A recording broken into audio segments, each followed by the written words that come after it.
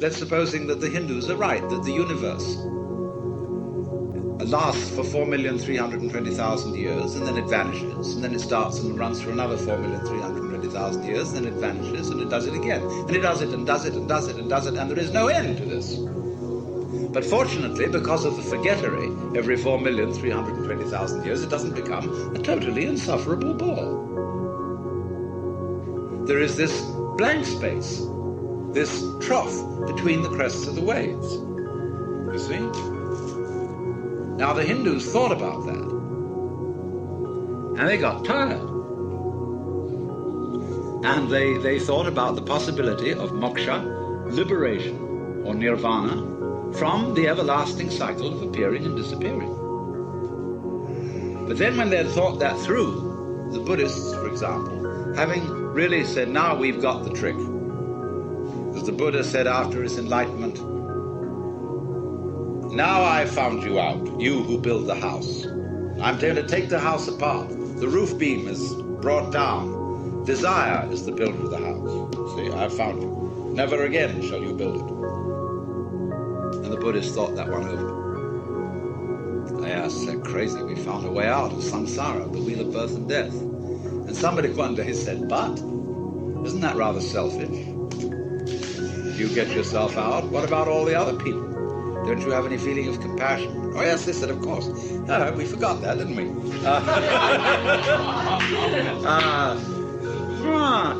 Let's come back again and help all these people out.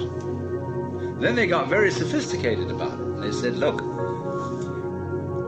if nirvana is released from birth and death, then they're opposed. And so nirvana and birth and death go together, and they will have to imply one another. So you're only really released if you see that, if you see that nirvana and birth and death are the same thing. Now I'm going to pull a fast one. So every time an incarnation occurs, it feels like this one.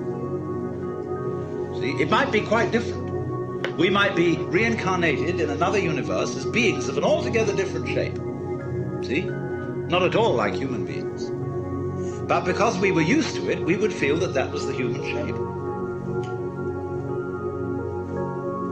We would say, well, that's natural. Obviously, that's the way things are. So naturally, if you appeared in the form of a spider, you would look around at other spiders and say, well, yes, of course, this is natural shape to be in. This is the human shape. Something that is not us looks at us and thinks we look perfectly terrible.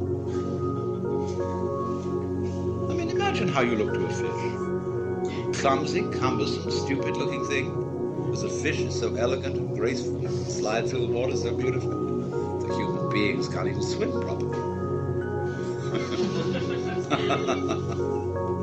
So don't you see that in every world that comes into being, or could come into being, it seems just like it seems now. And every species that you could belong to would seem like this one.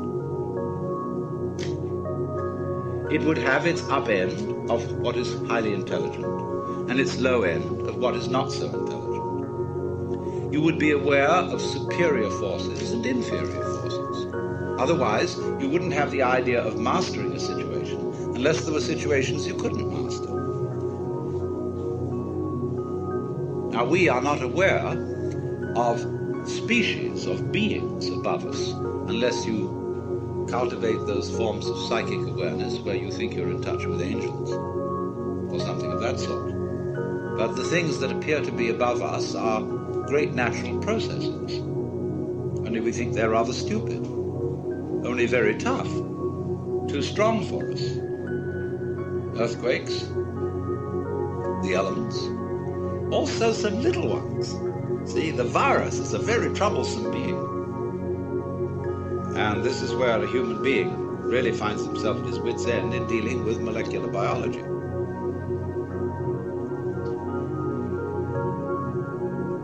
So, you know, if the monsters don't get you, The minsters will. The insects, you see. But at any rate, whatever level you're on, it always appears to be the same one. Now, we, therefore, naturally, don't we? We feel we're in the middle.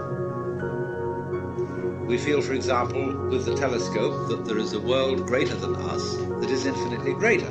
We feel with the microscope there's a world below us that's infinitely smaller, and we seem to stand in the middle. Of course you seem to stand in the middle. Every creature stands in the middle, because if you stand on a boat in the middle of the ocean and you turn around through an angle of 360 degrees, you will see the same distance in every direction. That's because you see. And your sensitivity to sight or the intensity of light is the same in every direction. So you're in the middle. You're always in the middle. Where else would you be? In other words, anything that perceives anywhere is always in the middle. Anything that grows anywhere is always in the middle. It's betwixt and between. And the middle always has, therefore, extremes. It has extremes in space. As far west and as far east as you can think. As far on and as far back. And there's always a beginning. And there's always an end, just as there's a left and a right, or a top and a bottom.